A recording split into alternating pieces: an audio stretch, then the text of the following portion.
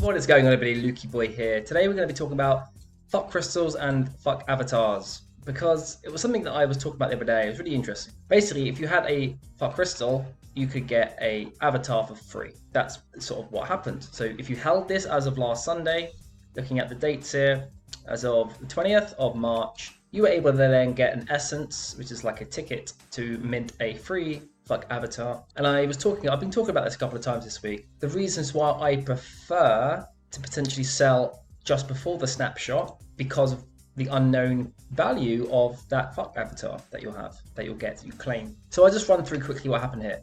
So the floor on this was 3 ETH, or just under 2.93 or something, yeah? Just before the snapshot. So in theory, you could have sold your fuck crystal for, let's say 3 ETH, let's just round it up, 3 ETH.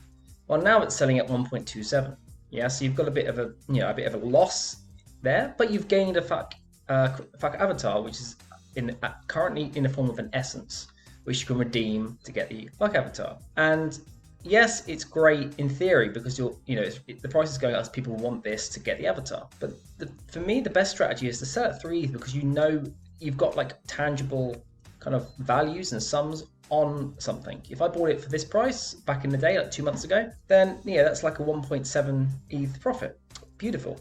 If I was selling it just before the snapshot. But obviously, if you're going to claim the essence, you might be like, well, it's gone to 3 ETH, but I bought back at 1.27, so really does it matter? Like, I got a free avatar now, so great. And yeah, you could see it as that. If you bought it at this price, it's gone back down here, you're in no better position, no worse position. But you've also now got a free avatar, which is a bonus. But the way I see it again is, if you sold at 3 ETH, which is what I probably would have done because there's actually some tangible values that I can attribute to, the gains potentially there. You could now go and actually just take 3 ETH. You could wait till now, buy back in at 1.27, and then you could go and get an essence for 0.789. See?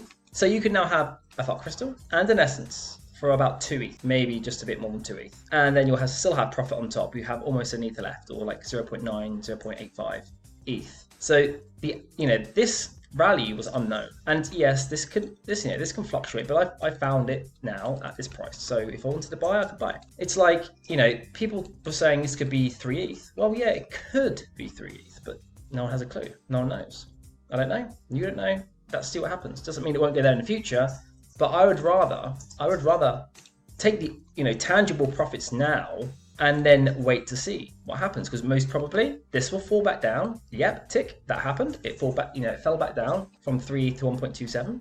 Okay, well, if you wanted, you could pick up another one now, maybe a better one than you had before. And now you could go and buy an essence at 0.78, and you've also got like 0.9 on the side.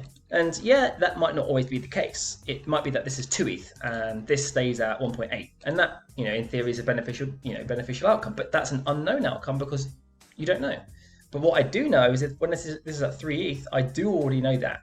It is at 3 ETH, I can sell, and I bought at 1.27, and I know that the profits are. Like, I can actually put values on that. I can, tactically analyze and value something and move, and decide what I want to do. Again, with this, who knows what the price is? And if in the event that this is 3 ETH, well, that happens. But most of the time, probability states, well, probability doesn't state, but probability is that most collections that do pump up before the snapshot, they always fall back. I've seen it time and time again. And so in most cases, that will happen. Again, we're not in a bull market. We are in a bear market, I guess. We're down here. Yeah, we're not up here. If it was up here, yes, maybe there'd be slightly different variables to consider. You got to consider what's the mint price of these fuck avatars. The mint price is actually 0.5. Okay, so you've got a baseline there. 0.5 is probably not going to list at 0.3, but we're in a bear market. People are, not particularly doing a lot of trading. It's not a massive amount of volume since it's actually been released either. I saw this actually at 0.75 a second ago before I jumped on here. And yeah, that's a nice premium, and people can make profits if they sold. Well, in theory, you couldn't sell this and have sold that because to get that, you needed to hold that through the snapshot. And so now, in theory, people are selling these for 0.78, and now their fuck crystals down to 1.27. It's like, what the hell? Like, for me, I would rather take the 3 ETH, and if I can't get back into this right now, no problem. These things, like, you'll find it time and time again. Patience is key. Like, NFTs go up and down all the time. It could take you 6 months to get back in, but you can. The bear market. There's definitely going to be an extreme bear market at some point.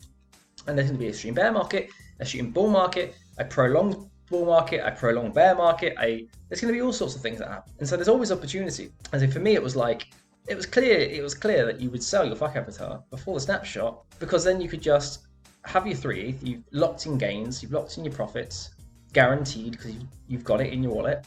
And now you can go and see and watch. And you could wait, buy back in here, buy an essence, and then you're laughing all the way to the bank with an extra 0.9. Maybe you want to cash it out, make 2.5 grand. Beautiful, go on holiday, go on a nice cruise 2 weeks, I don't know, whatever you want to do. And you've still got exactly what you had. So I'm going to leave the video there. Food for thought. Stuff like that happens all the time. And yeah, I actually, not that I really like to do predictions, but the reason I do predictions is because I like to see if my thought process is anywhere near correct. So I don't like doing them, but I'm doing them because I want to put it out there. Like, you know, I want to put it out there to say, this is what I think is going to happen. And I want to learn from that. So eventually I probably won't be doing that. But in one of the groups that I'm in, I actually sort of said, between 0.5 and 0.8 or something, what I think these will be worth. And again, when people actually mint the avatars, it's an unknown value of what that will be, because currently the essence is to get an avatar. But when the avatars come out, of course, there's going to be different values attributed to different avatars, rarities, and so on. So enough of that. Going to leave the video there. Something to bear in mind for the future, because this kind of pattern happens all the time in the NFT space. So until next time, see you then.